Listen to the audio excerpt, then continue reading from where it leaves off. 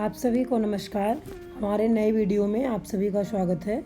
आज मैं कुछ विविध प्रश्न करवाने जा रही हूँ। विकल्पीय प्रश्न है, ठीक है।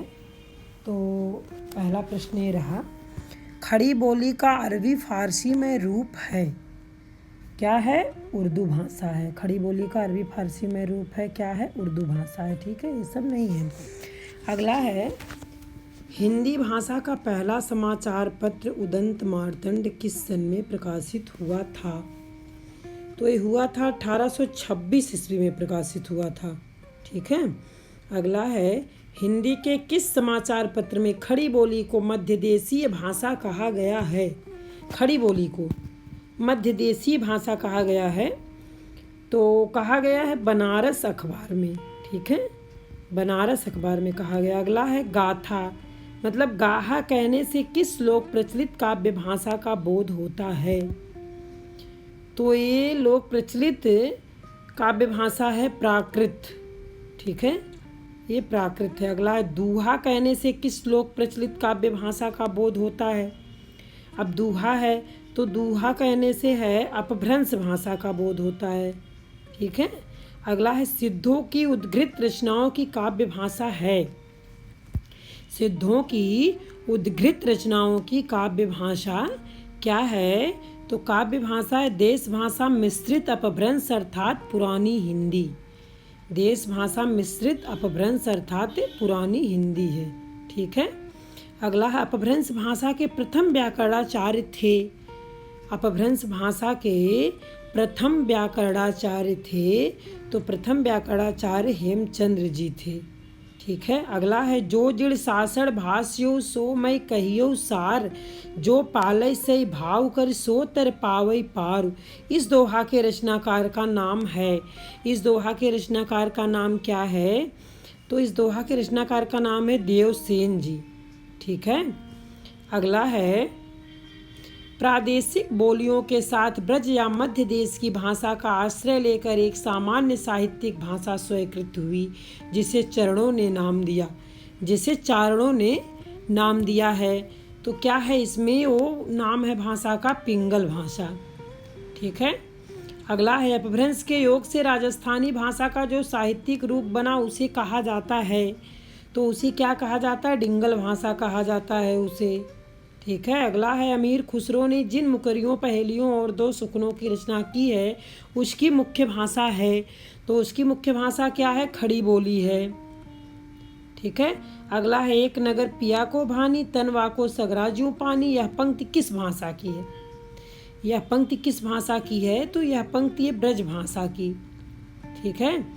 अगला है, किस भाषा वैज्ञानिक ने बिहारी और मैथिली को मागधी से निकली होने के कारण हिंदी से पृथक माना है?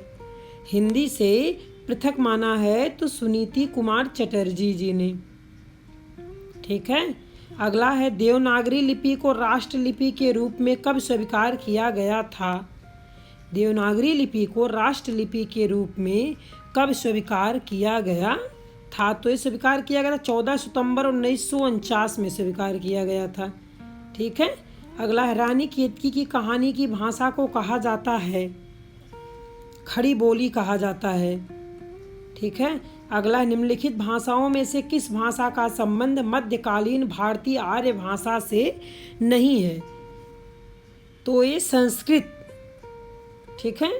अगला है, देवनागरी लिपि का विकास किस लिपि से हुआ है? देवनागरी लिपि का विकास किस लिपि से हुआ है? तो देवनागरी लिपि का विकास जो हुआ है ब्राह्मी लिपि से हुआ है, ठीक है। ब्राह्मी लिपि से। ये सब नहीं है। बांगरू बोली का किस बोली से निकट संबंध है?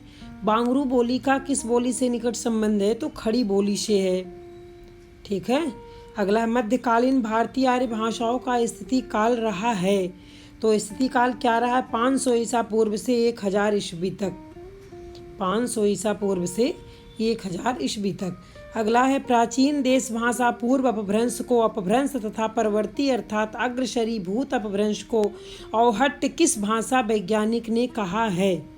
किस भाषा वैज्ञानिक ने कहा है? तो सुनीति कुमार चटर्जी एवं सुकुमार सेन जी ने कहा है, ठीक है। अगला है, अर्ध मागधी अपभ्रंश से इनमें से किस बोली का विकास हुआ है? इनमें से किस बोली का विकास हुआ है? तो हुआ है पूर्वी हिंदी से। अगला है हिंदी भाषा के इतिहास को प्रायः कितने कालों में वर्गीकृत किया गया है? पता होगा वैसे सभी को, लेकिन मैं बता रही हूँ तो 3 कालों में वर्गीकृत किया गया है। ठीक है, ये सब नहीं है। अगला है कामता प्रसाद गुरु का हिंदी व्याकरण विषयक ग्रंथ जो नागरी प्रचारणी सभा काशी से प्रकाशित हुआ था उसका नाम था, तो उसका नाम क्या था? हिंदी व्याकरण था। ठीक है। अगला है डॉक्टर भोलानाथ तिवारी ने साहित्यिक भाषा अवधि के विकास को कितने कालों में विभाजित किया है? कितने कालों में विभाजित किया है? तो 3 कालों में विभाजित हुआ है। अगला है देवनागरी लिपि है। देवनागरी लिपि है तो अक्षरात्मक है। ठीक है, ये सब नहीं है। अगला है मध्यकालीन भारतीय आर्य भाषाओं में कितने प्रकार के लिंग प्रयोग में रहे हैं? कितने प्रकार के लिंग प्रयोग में रहे हैं? तो 2। ठीक है। अगला है विद्यापति की उस प्रमुख रचना का नाम बताइए जिसमें अवहट्ट भाषा का बहुतायत से प्रयोग हुआ है। अवहट्ट भाषा का बहुतायत से प्रयोग हुआ है, वो है कीर्तिलता। अगला है जॉर्ज ग्रियर्सन ने पश्चिमोत्तर समुदाय की भाषा को आधुनिक भारतीय आर्य भाषाओं की किस उपशाखा में रखा है? तो ये बाहरी उपशाखा में रखा है। ठीक है। अगला क्वेश्चन है सुनीति कुमार चटर्जी ने आधुनिक भारतीय आर्य भाषाओं के अंतर्गत पूर्वी हिंदी को किस भाषा के भीतर रखा है? तो ये जो है इसका आंसर होगा प्राच्य भाषा के अंतर्गत रखा हुआ है। ठीक है, ये सब नहीं है। अगला है उर्दू किस भाषा का मूल शब्द है? उर्दू किस भाषा का मूल शब्द है? तो उर्दू तुर्की भाषा का मूल शब्द है। ठीक है। अगला है साहित्य के इतिहास की अवधारणा से संबंधित एक पुस्तक लिखी गई थी, साहित्य का इतिहास दर्शन। इस ग्रंथ के लेखक का नाम है, इस ग्रंथ के लेखक का नाम क्या है? तो इस ग्रंथ के लेखक का नाम है डॉक्टर नलिन बिलोचन शर्मा जी है। ठीक है। अगला है आचार्य रामचंद्र शुक्ल कृत हिंदी साहित्य का इतिहास की अधिकांश सामग्री पुस्तकाकार प्रकाशन के पूर्व हिंदी शब्द सागर की भूमिका में छपी थी। इस भूमिका में उसका शीर्षक था, इस भूमिका में उसका शीर्षक क्या था? ये हिंदी साहित्य का विकास था। ठीक है, हिंदी साहित्य का विकास। अगला है जॉर्ज ग्रियर्सन का इतिहास ग्रंथ modern vernacular literature of northern Hindustan का प्रकाशन हुआ था, किस सन में हुआ था? सन 1888 में हुआ था। नॉर्दर्न हिंदुस्तान का प्रकाशन हुआ था सन 1888 ईस्वी में हुआ था। ठीक है। अगला है जिस कालखंड के भीतर किसी विशेष ढंग की रचनाओं की प्रचुरता दिखाई पड़ती है वह एक अलग काल माना गया है और उसका नामकरण उन्हीं रचनाओं के अनुसार किया गया है। यह मान्यता किस इतिहासकार की है? यह मान्यता किस इतिहासकार की है? ठीक है, तो ये मान्यता है आचार्य रामचंद्र शुक्ल जी की। ठीक है। अगला है आचार्य हरि प्रसाद द्विवेदी के उस इतिहास ग्रंथ का नाम बतलाइए जिसमें मात्र आदिकालीन हिंदी साहित्य संबंधी सामग्री संग्रहित है। तो ये है हिंदी साहित्य का आदिकाल, उसमें संग्रहित है। अगला है आचार्य रामचंद्र शुक्ल ने किन 2 प्रमुख तथ्यों को ध्यान में रखकर हिंदी साहित्य के इतिहास के कालखंडों का नामकरण किया है? तो ग्रंथों की प्रचुरता एवं ग्रंथों की प्रसिद्धि पर किया है। ठीक है। अगला है इनमें किस इतिहासकार ने सर्वप्रथम रीतकालीन कवियों के सर्वाधिक परिचयात्मक विवरण दिए हैं? सर्वाधिक परिचयात्मक विवरण दिए हैं डॉक्टर रमाशंकर शुक्ल रसाल जी ने। ठीक है। अगला हिंदी साहित्य का अतीत भाग 1 के लेखक का नाम है, अतीत भाग 1 के लेखक का क्या नाम है? डॉक्टर विश्वनाथ प्रसाद मिश्र जी। ठीक है। अगला है प्रेम लक्षणा भक्ति को किस भक्ति शाखा ने अपनी साधना का मुख्य आधार बनाया है? प्रेम लक्षणा भक्ति को किस भक्ति शाखा ने अपनी साधना का मुख्य आधार बनाया है? तो मुख्य आधार है कृष्ण भक्ति शाखा। ठीक है। अगला है मनुष्यत्व की सामान्य भावना को आगे करके निम्न श्रेणी की जनता में आत्मगौरव का भाव जमाने वाले सर्वश्रेष्ठ कवि थे। कौन थे सर्वश्रेष्ठ कवि? ठीक है, तो कबीर दास जी थे सर्वश्रेष्ठ कवि। अगला है हंस जवाहिर रचना किस सूफी कवि द्वारा रची गई थी? हंस जवाहिर रचना किस सूफी कवि द्वारा रची गई थी? तो कासिम शाह द्वारा रची गई थी। अगला है देखन जो पाऊँ तो पठाऊँ जब लोक हाथ दूजो न लगाऊँ वार करो एक कर को। ये पंक्तियाँ किस कवि द्वारा सृजित है? ये पंक्तियाँ किस कवि द्वारा सृजित है? तो कवि का नाम है हृदय राम। ठीक है, हृदय राम जी द्वारा है। भक्तमाल भक्तकाल के कवियों की प्राथमिक जानकारी देता है। इसके रचयिता थे, इसके रचयिता थे, तो इसके रचयिता थे नाभादास जी। ठीक है। अगला है आचार्य विश्वनाथ प्रसाद मिश्र ने रीत काल को श्रृंगार काल नाम दिया, लेकिन उन्होंने इस पर जो ग्रंथ लिखा उसका नाम हिंदी का श्रृंगार काल नहीं है, बल्कि उसका नाम है, क्या नाम है? ठीक है, तो हिंदी साहित्य का अतीत भाग 2, हिंदी साहित्य का अतीत भाग 2 नाम है। ठीक है। अगला भारत मित्र पत्र जो कोलकाता से संपादक 1934 विक्रमी में प्रकाशित हुआ था के एक संपादक थे। कौन से संपादक थे? ये जो है रुद्रदत्त शर्मा जी थे। ठीक है। अगला है हरीशचंद्री हिंदी शब्द का प्रयोग किस इतिहासकार ने अपने इतिहास ग्रंथ में किया है? अपने इतिहास ग्रंथ में किया है, तो किसने किया है? रामचंद्र शुक्ल जी ने किया है। अगला है गीला कहानी के लेखक का नाम है, गीला कहानी लेखक का क्या नाम है? प्रेमचंद्र जी। अगला है मेवाड़ की पन्ना नामक धाय के अलौकिक त्याग का ऐतिहासिक वृत्त लेकर राजमुकुट नाटक की रचना की गई थी। इस नाटक के लेखक का नाम है, इस नाटक के लेखक का नाम गोविंद बल्लभ पंत जी है। ठीक है। अगला डॉक्टर कृष्ण शंकर शुक्ल ने आचार्य केशव दास पर एक समीक्षात्मक पुस्तक लिखी थी। उस पुस्तक का नाम है, उस पुस्तक का नाम क्या है? केशव की काव्य कला है। ठीक है। अगला है गंगा अवतरण काव्य के रचयिता हैं, गंगा अवतरण काव्य के रचयिता हैं जगन्नाथ दास रत्नाकर जी, जगन्नाथ दास रत्नाकर जी। अगला छायावादी कवियों ने जब आध्यात्मिक प्रेम को अपनी कविताओं में व्यक्त किया तो ऐसी कविताओं को किस वाद के अंतर्गत रखा गया है? रहस्यवाद के अंतर्गत रखा गया है। ठीक है। अगला है परिवर्तन नामक कविता सर्वप्रथम सुमित्रानंदन पंत के किस कविता संग्रह में संग्रहित हुई है? किस कविता संग्रह में संग्रहित हुई है? तो उसका नाम है पल्लव, पल्लव में संग्रहित हुई है। ठीक है। भिखारी दास की रचना का नाम है, भिखारी दास की रचना का क्या नाम है? काव्य निर्णय।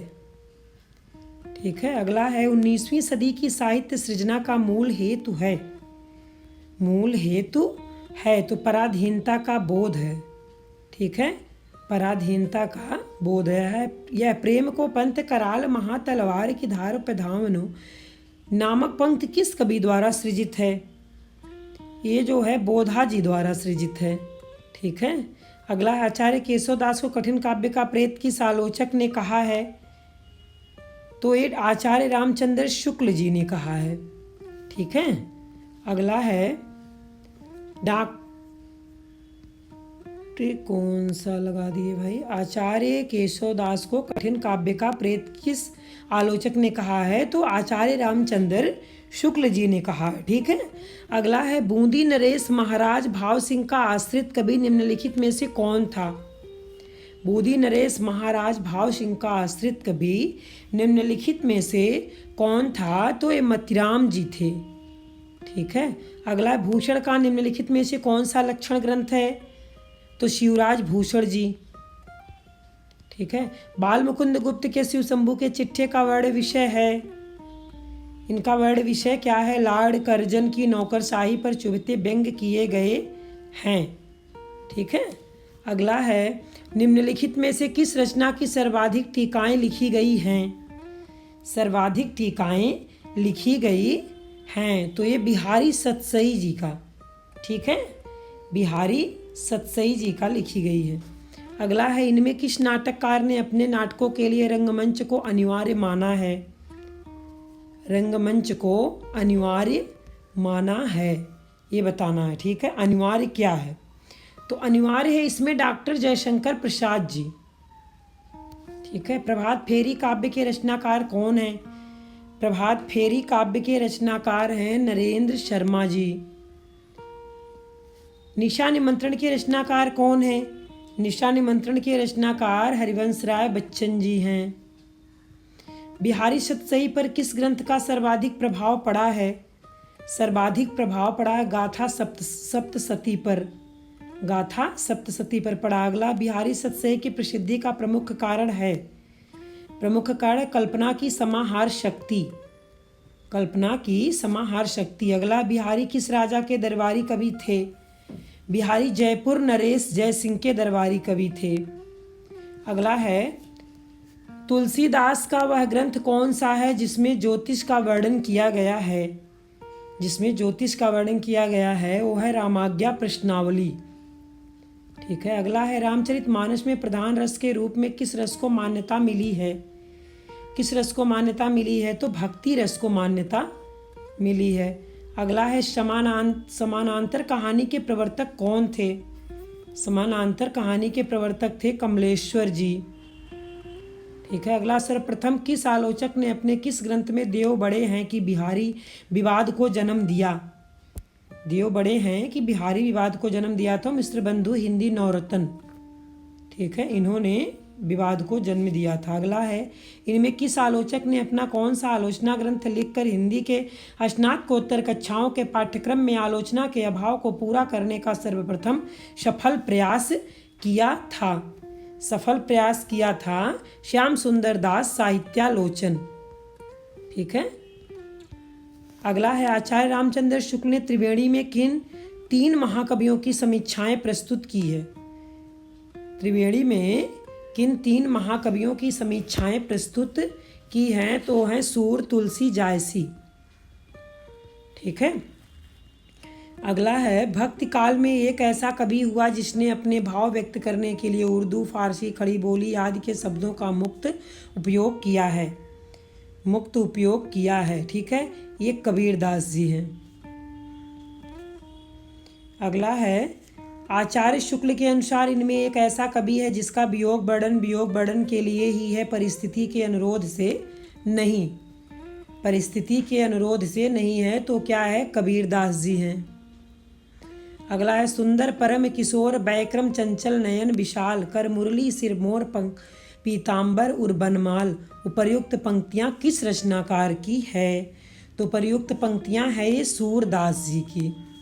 ठीक है। अगला, भक्ति काल का एक कवि अवतारवाद और मूर्ति पूजा का विरोधी है, इसके बावजूद वह हिंदुओं के जन्म मृत्यु संबंधी सिद्धांत को मानता है, ऐसा रचनाकार है। ऐसे रचनाकार कौन से हैं? कबीरदास जी हैं। ठीक है, कबीरदास जी हैं।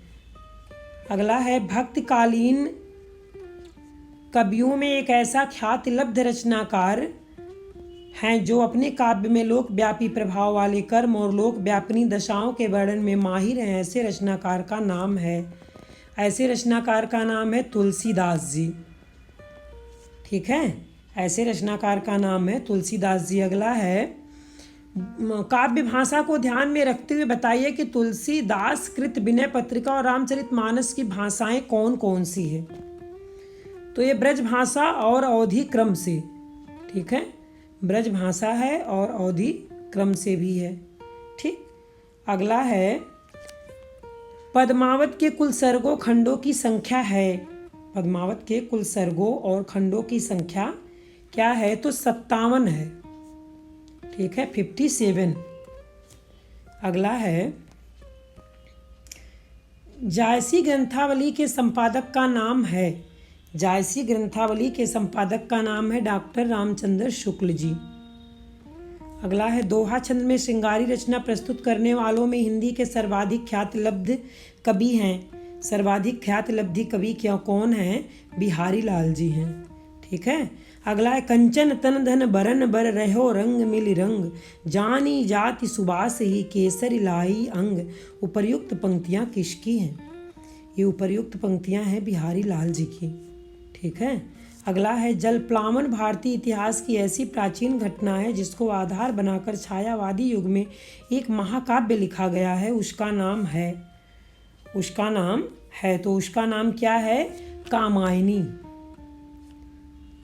ठीक है। अगला, लहरें व्योम चूमती उठती, चपलाएं असंख्य नाचती। चपलाएं असंख्य नाचती, यहाँ नचती लिखा है। ठीक है। पंक्ति जयशंकर प्रसाद के किस रचना का अंश है? तो ये है कामायनी का अंश लिया गया है। ठीक है। अगला, नखत की आशा किरण समान हृदय के कोमल कवि की कांत, पंक्ति किसकी लिखी हुई है? ये पंक्ति जयशंकर प्रसाद जी की लिखी हुई है। ठीक है। अगला, मौन नाश विध्वंस अंधेरा शून्य बना जो प्रकट अभाव, पंक्ति किसके द्वारा लिखी गई है? ये पंक्ति जयशंकर प्रसाद जी द्वारा लिखी गई है। ठीक है। ये जयशंकर प्रसाद जी द्वारा लिखी गई है। अगला है, दुरित दुख दैन्य न थे जब ज्ञात अपरिचित जरा मरण भूपात, पंक्ति के रचनाकार हैं। ये पंक्ति के रचनाकार हैं सुमित्रानंदन पंत जी। ठीक है। अगला, काल का अकुरुण भ्रिकुटी विलास तुम्हारा ही परिहास, नामक पंक्ति पंत की किस कविता का अंश है? ये परिवर्तन कविता का अंश है। ठीक है। अगला है, अब पहुंची चपला बीच धार छिप गया चांदनी का कगार, पंक्ति सुमित्रानंदन पंत की किस कविता का अंश है? तो ये है नौका विहार कविता का अंश यहाँ दिया गया है। ठीक है। अगला, निराला के राम तुलसीदास के राम से भिन्न और भवभूत के राम के निकट है, यह कथन किस हिंदी आलोचक का है? यह कथन किस हिंदी आलोचक का है? तो बताना है आपको, डॉक्टर रामविलास शर्मा जी का है। ठीक है। डॉक्टर रामविलास शर्मा जी का है। अगला है, राम की शक्ति पूजा में निराला की इन दो कविताओं का सार तत्व समाहित है, तो किसमें समाहित है? जागो फिर एक बार और तुलसीदास, इसमें समाहित है। अगला, किस छायावाद कवि ने संवाद शैली का सर्वाधिक उपयोग किया है? बहुत ज़्यादा उपयोग किया गया है, तो ये किया गया है सुमित्रानंदन पंत में। ठीक है। किसमें किया गया है? नहीं, सुमित्रानंदन पंत नहीं है, सूर्यकांत त्रिपाठी निराला भी नहीं, महादेव वर्मा भी नहीं है। ये हैं किस छायावादी कवि ने संवाद शैली का सर्वाधिक उपयोग किया है? तो जयशंकर प्रसाद जी। ठीक है। ये जयशंकर प्रसाद जी ने किया। अगला है, व्यवस्था प्रियता और विद्रोह का विलक्षण संयोग किस प्रयोगवादी कवि में सबसे अधिक मिलता है? सबसे अधिक मिलता है ये अज्ञेय में मिलता है। ठीक है। सबसे अधिक अज्ञेय में मिलता है। अगला है, ज्यामितिक संगति गणित की दृष्टि से कृत भव्य नैतिक मान आत्मचेतन सूक्ष्म नैतिक मान अतिरेकवादी पूर्णता की तृप्ति करना कब रहा आसान, नामक पंक्तियां मुक्तिबोध की किस कविता से ली गई है? तो ये लिया गया है ब्रह्म राक्षस कविता से। ठीक है। ब्रह्म राक्षस कविता से लिया गया। अगला हुआ है, उस महत्ता का हम शरीकों के लिए उपयोग उस आंतरिकता का बताता में महत्व, पंक्तियां मुक्तिबोध की किस कविता से ली गई है? तो ये ब्रह्म राक्षस कविता से ये भी ली गई है। ठीक है। अगला है, ऋतु वसंत का सुप्रभात था, मंद मंद था अनिल बह रहा, बाला रूढ़ की मृदु किरणें थी, अगल बगल स्वर्णाभ शिखर थे। ये पंक्तियां नागार्जुन की किस कविता की है? नागार्जुन की किस कविता की है? तो है बादल को घिरते देखा है कविता से है। ठीक है। अगला, अकाल और उसके बाद नामक कविता के रचनाकार हैं, तो ये कौन है? नागार्जुन जी। ठीक है। नागार्जुन जी हैं। अगला है, भारतेंदुकृत भारत दुर्दशा किस साहित्य रूप का हिस्सा है? किस साहित्य रूप का हिस्सा है? तो नाटक साहित्य का रूप का हिस्सा है। ठीक है। अगला है, आदमी कितना स्वार्थी हो जाता है, जिसके लिए मरो वही जान का दुश्मन हो जाता है। यह कथन गोदान के किस पात्र का है? यह कथन गोदान के किस पात्र का है? तो होरी पात्र का है। ठीक है। अगला है, नारी में पुरुष के गुण आ जाते हैं तो वह उल्टा हो जाती है। यह कथन गोदान के किस पात्र का है? यह कथन गोदान के मेहता पात्र का है। ठीक है। मेहता पात्र का लिया गया है। ठीक है। अगला है, जो अपनी जान खपाते हैं उनका हक उन लोगों से ज़्यादा है तो केवल रुपया लगाते हैं। यह कथन गोदान के किस पात्र द्वारा कहा गया है? तो ये भी मेहता पात्र द्वारा कहा गया है। ठीक है। अगला है पवित्रता की माप है मलिनता सुख का आलोचक है, दुख पुण्य की कसौटी है पाप। यह कथन स्कंदगुप्त नाटक के किस पात्र का है? स्कंदगुप्त नाटक के किस पात्र का है? तो देवसेना पात्र का है।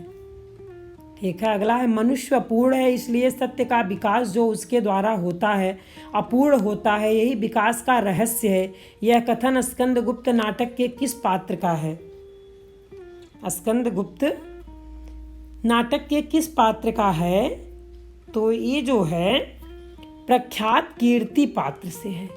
ठीक है। अगला है जिस हृदय में अखंड वेग है, तीव्र तृष्णा से जो पूर्ण है, जो कृतज्ञता और क्रूरताओं का भंडार है, जो अपने सुख अपनी तृप्ति के लिए संसार में सब कुछ करने का प्रस्तुत है, उसका मनुष्यता से क्या संबंध है? यह कथन स्कंदगुप्त नाटक के किस पात्र का है? तो ये मुदगल पात्र से है। ठीक है, मुदगल। अगला है विश्व प्रेम सर्वभूत हित कामना परम धर्म है, परंतु इसका अर्थ यह नहीं हो सकता कि अपने पर प्रेम ना हो। यह कथन स्कंदगुप्त नाटक के किस पात्र का है? स्कंदगुप्त नाटक के किस पात्र का है? तो ये जयमाला पात्र का है। ठीक है, जयमाला पात्र का ये लिया गया है। ठीक है। अगला है मनुष्य के आचरण के प्रवर्तक भाव या मनोविकार ही होते हैं, बुद्धि नहीं। यह कथन किसका है? यह कथन है रामचंद्र शुक्ल जी का। अगला रस मीमांसा रस सिद्धांत से संबंधित पुस्तक है, इस परंपरा के लेखक हैं। नहीं, इस पुस्तक के लेखक हैं। रस मीमांसा रस सिद्धांत से संबंधित पुस्तक है, इस पुस्तक के लेखक कौन है? तो इस पुस्तक के लेखक है डॉक्टर रामचंद्र शुक्ल जी हैं। ठीक है। अगला है यह युग भारतेंदु बच्चे के समान हंसता खेलता आया था, जिसमें बच्चों की इसी निश्चलता अक्खड़पन सरलता और तन्मयता थी। यह कथन किस आलोचक का है? यह कथन किस आलोचक का है? तो यह आचार्य रामचंद्र शुक्ल जी का है। ठीक है। अगला मनुष्य से बड़ा है उसका अपना विश्वास और उसका ही रचा हुआ विधान। अपने विश्वास और विधान के सम्मुख ही मनुष्य व्यवस्था अनुभव करता है और स्वयं ही वह उसे बदल भी देता है। यह कथन किस उपन्यासकार का लिखा हुआ है? तो यह है हजारी प्रसाद जी द्वारा है। ठीक है, हजारी प्रसाद जी का लिखा हुआ। अगला अपने अतीत का मनन और मंथन हम भविष्य के लिए संकेत पाने के प्रयोजन से करते हैं। यह कथन किस उपन्यासकार का है? यह कथन हजारी प्रसाद द्विवेदी जी उपन्यासकार का है। ठीक है। अगला है इसमें फूल भी हैं, सूल भी, धूल भी है, गुलाब भी, कीचड़ भी है, चंदन भी, सुंदरता भी है, कुरूपता भी, मैं किसी से दामन बचा कर निकल नहीं पाया। यह कथन किस उपन्यासकार का है? तो यह कथन है फणीश्वरनाथ रेणु जी का। ठीक है, फणीश्वरनाथ रेणु जी का। अगला अधरक मधु जब चाखन कान तो हर शपथ हम किछु यदि जान। ये पंक्तियाँ किस हिंदी उपन्यास का अंश है? यह पंक्तियाँ किस हिंदी उपन्यास का अंश है? तो ये मैला आंचल का है। ठीक है। अगला है कहानी सदैव से जीवन का एक विशेष अंग रही है। यह कथन है। यह कथन है। तो यह कथन किसका है? यह कथन है मुंशी प्रेमचंद्र जी का। ठीक है। अगला है गल्पकार अपनी रचनाओं को जिस सांचे में चाहे ढाल सकता है, किसी दशा में भी वह उस महान सत्य की अवहेलना नहीं कर सकता जो जीवन सत्य कहलाता है। वह वक्तव्य किस कहानीकार का है? वह वक्तव्य है प्रेमचंद्र जी का। ठीक है। अगला है प्रेमचंद्र की कहानी सदगति के दो पात्र हैं। सदगति के दो पात्र हैं, कौन कौन से हैं? दुखी और झुरिया हैं। ठीक है। अगला है प्रेमचंद्र की कहानी दूध का दाम के दो पात्र हैं। प्रेमचंद्र की कहानी दूध का दाम के दो पात्र हैं। ये कौन कौन से पात्र हैं? भूगी और गूदड़। भूगी और गूदड़ पात्र हैं। अगला मुफ्त का यश नामक कहानी के रचनाकार कौन है? मुफ्त का यश कहानी के रचनाकार कौन है? तो प्रेमचंद्र जी हैं। ठीक है, प्रेमचंद्र जी ही हैं। ठीक। अगला है राजा निर्बंसिया कहानी का महत्व इसके शिल्प विधान की श्रेष्ठता को लेकर है। इस कहानी के निर्माणकर्ता हैं। इस कहानी के निर्माणकर्ता हैं कमलेश्वर जी। अगला है सभ्यता कोई और ही चीज़ है, उसका देह से इतना संबंध नहीं है जितना मन से। यह कथन प्रेमचंद्र की किस कहानी का अंश है? तो ये है सभ्यता का रहस्य। ठीक है, उस कहानी का अंश लिया गया। ठीक है, अगला है, किंतु सबसे बड़ी विडंबना यह है कि इन सारे दुर्गुणों के होते हुए भी मैं इनसे एक दिन भी पृथक नहीं रह सकती, एक क्षण का वियोग नहीं सह सकती। इन सारे दोषों पर भी मुझे इनसे प्रगाढ़ प्रेम है। इनमें यह कौन सा गुण है जिस पर मैं मुग्ध हूँ, मैं खुद नहीं जानती, पर इनमें कोई बात ऐसी है जो मुझे इनकी चेरी बनाए हुई है। यह पंक्ति प्रेमचंद्र की किस कहानी का हिस्सा है? किस कहानी का हिस्सा है? तो यह है नया विवाह। आंसर हो जाएगा डी, नया विवाह कहानी का अंश है। ठीक है, अगला, हिंदी साहित्य की भूमिका के लेखक कौन हैं? हिंदी साहित्य की भूमिका के लेखक हैं आचार्य हजारी प्रसाद द्विवेदी जी। ठीक है, आचार्य हजारी प्रसाद द्विवेदी जी। अगला, हिंदी साहित्य के इतिहास का लेखन सर्वप्रथम किस भाषा में हुआ? फ्रेंच भाषा में हुआ था। अगला है, हिंदी साहित्य के प्रथम काल को वीर काल किसने कहा है? वीर काल किसने कहा है? तो ये बताना है आपको, विश्वनाथ प्रसाद मिश्र जी ने कहा है। ठीक है, अगला है, कौन सी रचना स्वयंभू कवि की नहीं है? कौन सी रचना स्वयंभू कवि की नहीं है? महापुराण और ऋठ्ठेमचर्यु ये भी है इनका, पौमचर्यु भी है, स्वयंभू भी है, छंद भी है। ठीक है, और नहीं मतलब महापुराण है यहाँ। अगला, अपभ्रंश से प्रभावित हिंदी रचना कौन सी है? अपभ्रंश से प्रभावित हिंदी रचना कौन सी है? तो भरतेश्वर बाहुबली रास जी। भरतेश्वर बाहुबली रास जी है। ठीक है, अगला है, अपभ्रंश से प्रभावित हिंदी रचना कौन सी है? तो ये है भरतेश्वर बाहुबली रास जी। ठीक है, अगला है, 11वीं शताब्दी में रचित लोक भाषा काव्य है। 11वीं शताब्दी में रचित लोक भाषा काव्य, ठीक है तो क्या है? ढोला मारूरा दूहा, ये आंसर हो जाएगा। अगला, ओम जय जगदीश हरे की आरती की रचना किसने की है?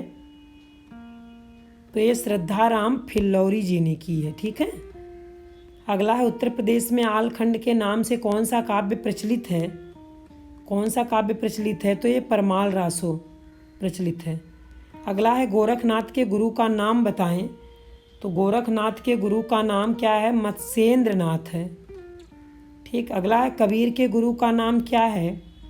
तो कबीर के गुरु का नाम है रामानंद जी। ठीक है, तुम जिन जानो गीत है यह निज ब्रह्म विचार, किसने कहा है? ये किसने कहा है? तो कबीर दास जी ने कहा है। ठीक है, अगला है, मनिक दर्शन का सार तत्व है। मनिक दर्शन का सार तत्व क्या है? रहिरास जी है। ठीक है, रहिरास है।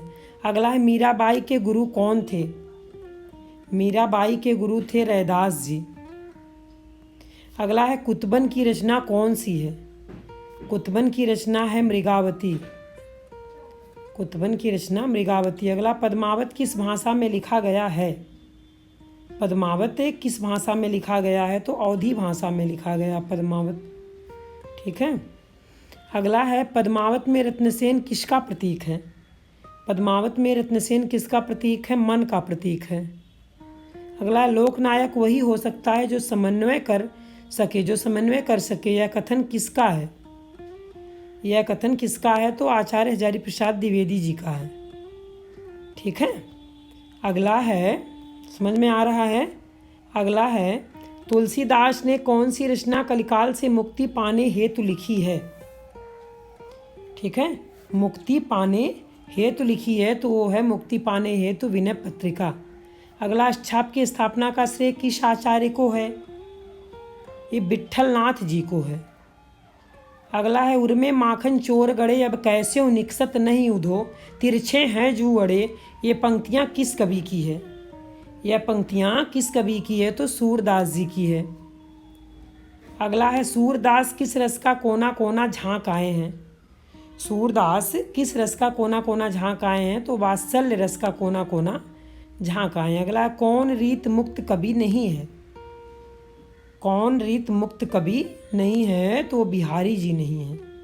ठीक है, और यहाँ पर कौन रीत मुक्त कवि नहीं है? तो ये बिहारी जी नहीं है और सब रीत मुक्त कवि हैं। ठीक है, अगला है, रीत काल के किस कवि को कठिन काव्य का प्रेत कहा गया है? कठिन काव्य का प्रेत कहा गया है चिंतामणि जी को, नहीं केशवदास जी को कहा गया है। ठीक है, रीत काल के किस कवि को कठिन काव्य का प्रेत कहा है? तो केशवदास को। ठीक है, अगला, रीत काल का कौन सा कवि वीर रस की काव्य रचना के लिए प्रसिद्ध है?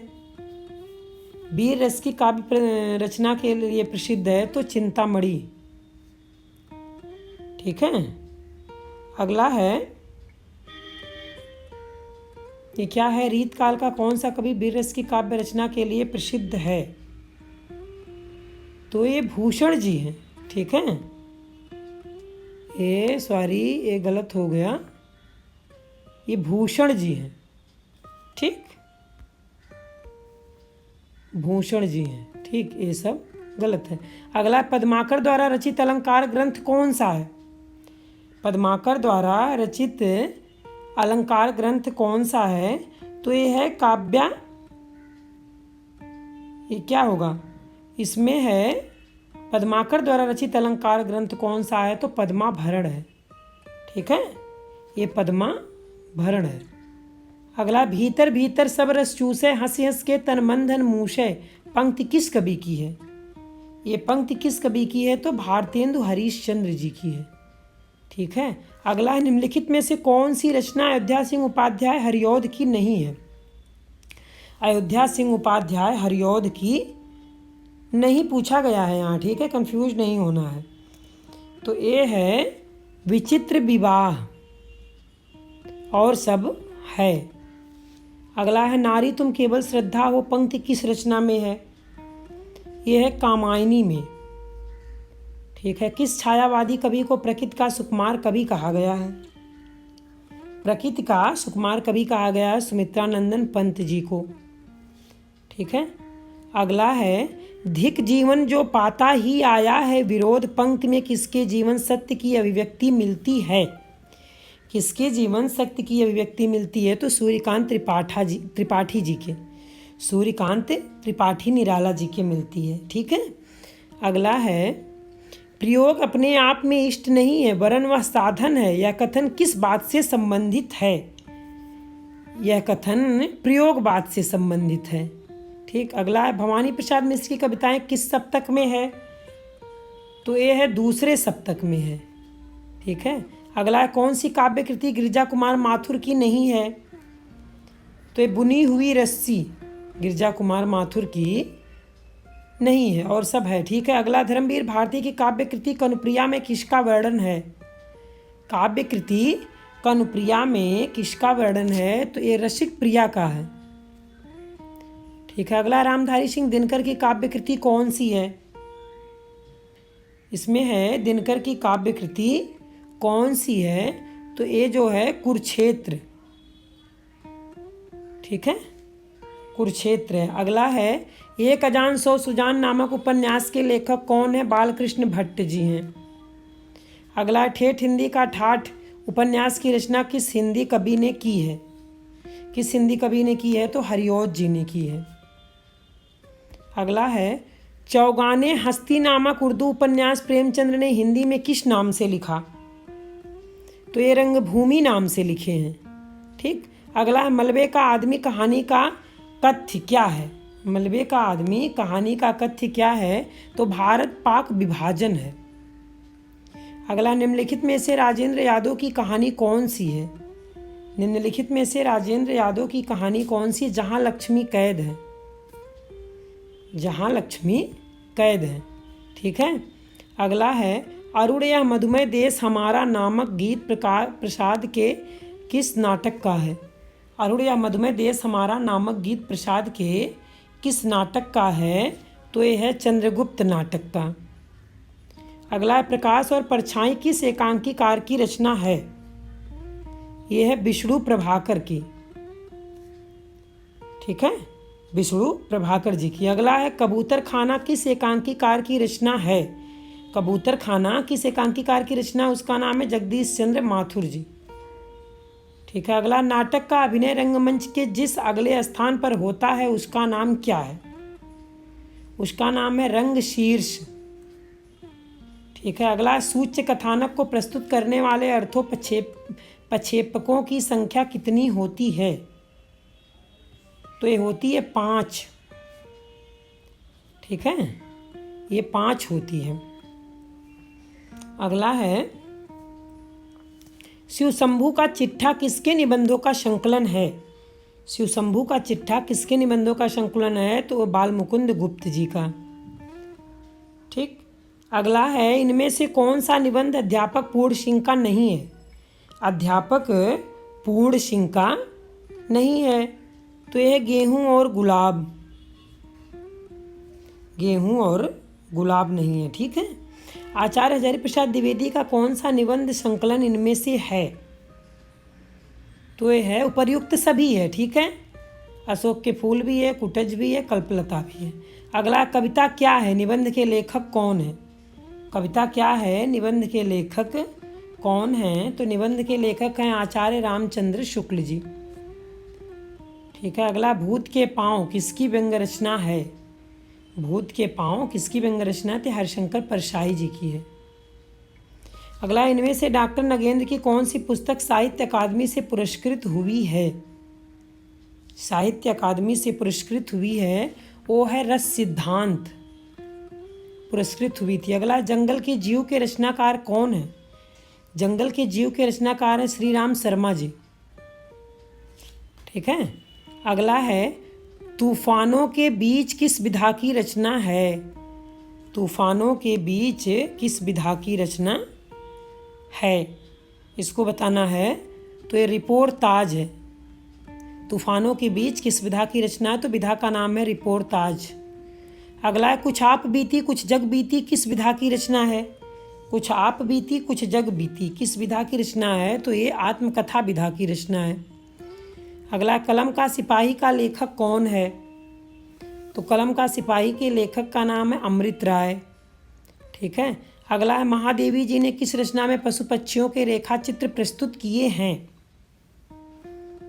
तो ये किए हैं मेरा परिवार, मेरा परिवार में इनका प्रस्तुत हुआ है। ठीक है।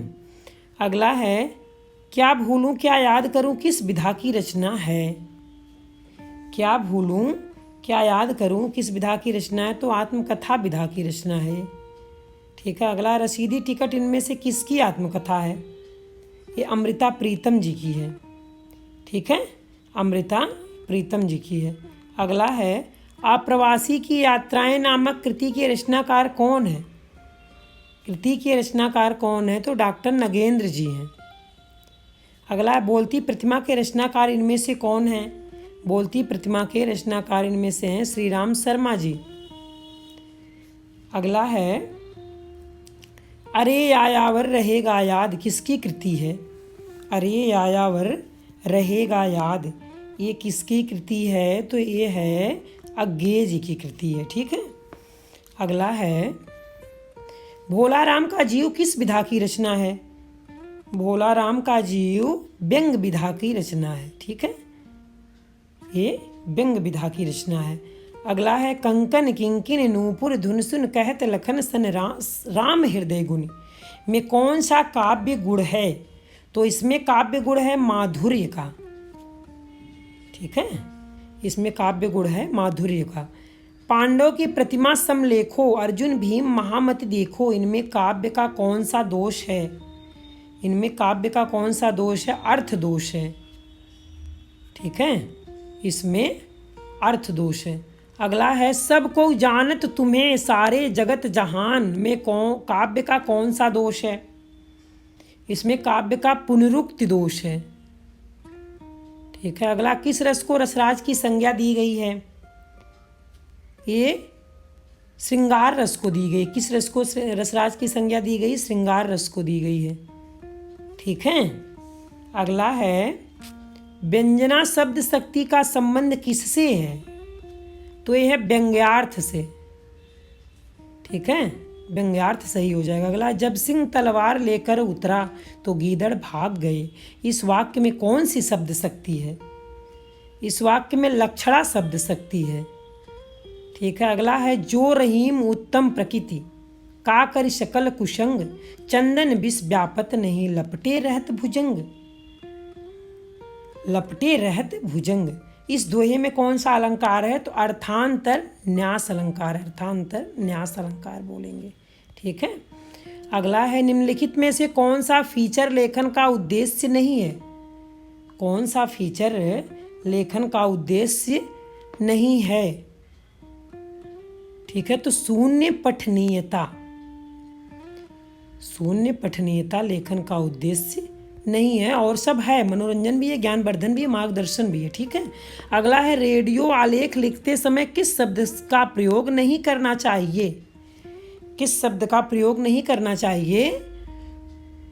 तो शब्द हैं, जैसे इसमें पूछा गया बातचीत, है, था, निम्नलिखित। ठीक है, तो ये निम्नलिखित शब्द का प्रयोग नहीं करना चाहिए और सब करना चाहिए। अगला है टीवी चैनलों पर कॉमर्शियल ब्रेक से तात्पर्य है।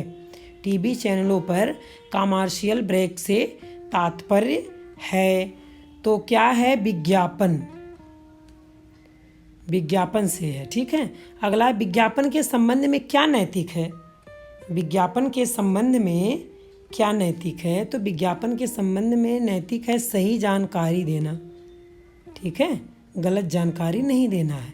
अगला पतलून किस भाषा का शब्द है? पतलून अंग्रेजी भाषा का शब्द है। ठीक है, पतलून अंग्रेजी भाषा का शब्द। अगला है उत्पत्ति के आधार पर शब्द के कितने भेद हैं? 3 भेद हैं उत्पत्ति के आधार पर शब्द के। ठीक है, तो आज का प्रश्न मैं यहीं समाप्त करती हूँ। वैसे बहुत से बच्चों ने कहा था कि बहुविकल्पीय प्रश्न मैम भेजिए, उसका वीडियो बनाइए, तो इसलिए मैं आज 195 बहुविकल्पीय प्रश्न बनाई हूँ। और मुझे आशा है अगर आप इसको पढ़ेंगे और सुनेंगे तो ये आपके बहुत काम आने वाला है। ठीक है, अब अगले वीडियो में मैं फिर मिलूँगी, तब तक के लिए धन्यवाद।